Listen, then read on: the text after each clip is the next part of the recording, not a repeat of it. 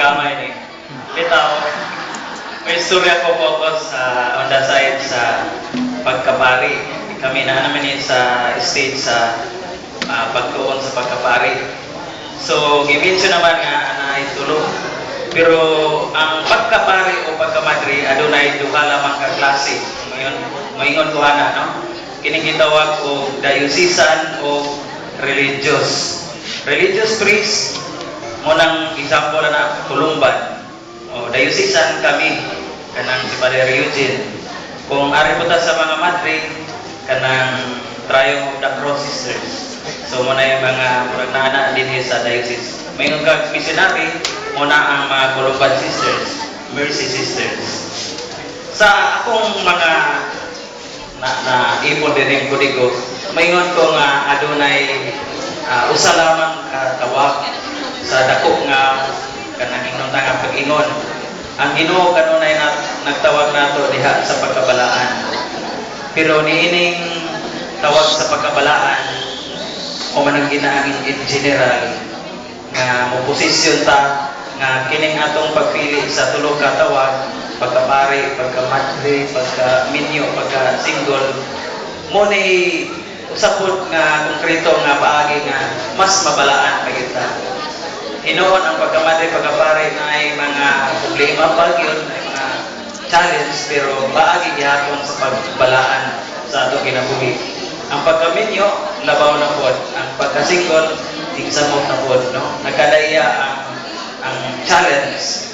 Siguro ang maingon ko nga ang sa diocesan diri sa atong St. Mary's Theology ang gidugayon sa paghimo natong pagka-pari maingon ko nga naay depende sa imong formation or ang imong pagsulod yun.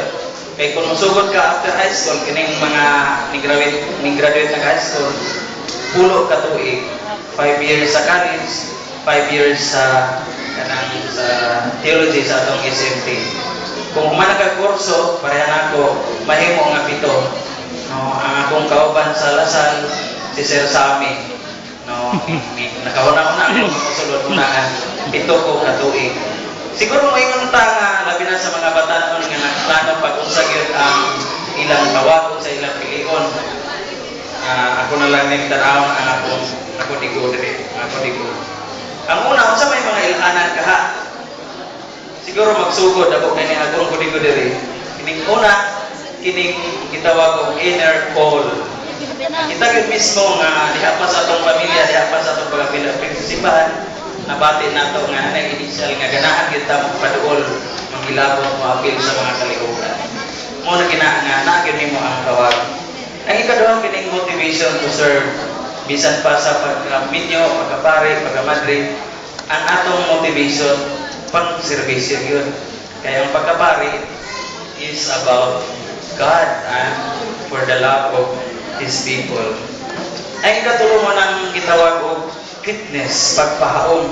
Siguro nakita nato ang atong mga abilidad, talento, atong mental capacity, physical or psychological, spiritual. Kunya sa seminaryo, nanay i-summary na sa upa, academic, spiritual, human, o kanang pastoral. Muna ang maglangkong nini nga mahimo gyud nga mas mahaom ang usa ka pare sa kinabuhi, usa ka pare. Mao nga ang sunod nga ilhanan. Yung nakita ni mo to. Kanang pagdasig sa uban. Ilong mo nakita na ba? Dahil yung naamang kay kanang bukasyon sa pagkapari, pagkamadre. Kurot din si Binmini Ang pagdasig sa atong mga silingan, atong mga amigo, atong mga suod nga pare, makatabang ko na mas naagil ang atong tawag. Moingon ko nga sa akong original ba? puyo sa seminaryo, klaro pa na ako ang pagbati nga naaning kalipay. O nga, pag inambuhay ta, kamukot nga mo pili sa mong bukasyon, inawat nga masindrog yun nga ang motivation, pang serbisyo o malipay ta sa atong pagpangalaga. Salamat. Okay, nagkakay sa iyan sa inyo. Ismail.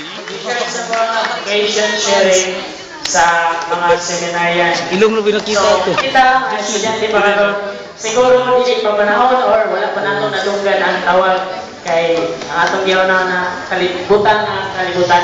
But if mature na ang atong una-una, basin din makasunod na silang step as seminarian buhon or mag-sister barata. So, proceed ta sa ato ang next speaker nga si Sister Junaline Barbanida, Our Lady of Triumph of the Cross. Big hands, please.